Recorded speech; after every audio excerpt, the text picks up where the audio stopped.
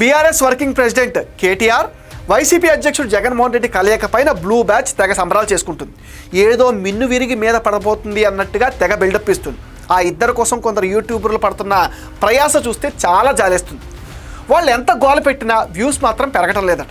ఎందుకంటే ఆ ఇద్దరిపైన జనం మూడ్ అసలు పాజిటివ్గా లేదని యూట్యూబ్ ఎక్స్పర్ట్స్ చెప్తున్నారు. ప్రస్తుతం యూట్యూబ్ ట్రెండింగ్ కంటెంట్ అంతా తెలుగు రాష్ట్రాల గురు శిష్యులు చంద్రబాబు, రేవంత్ రెడ్డి, బిగ్ బ్రదర్స్ పవన్, లోకేష్లు మాత్రమే అంటున్నారు.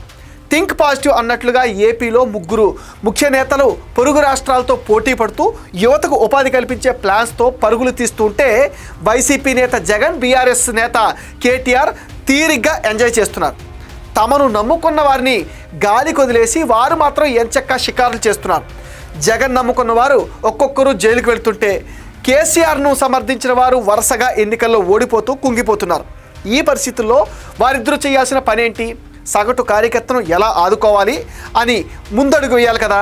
కానీ జగన్ డిక్షనరీలో అలాంటి పదాలకు అర్థాలే ఉండవు. తాడేపల్లి డోర్స్ ఎప్పుడూ సామాన్యుల కోసం అయితే తెరుచుకోవు. ఇక కేటీఆర్ వంటి బడాబాబులతోనే జగన్ రాసుకుని పూసుకుని తిరుగుతారు. ఆ మాత్రం దానికి యూట్యూబర్స్ ప్రయాస ఏంటో అంతు చిక్కటం లేదు.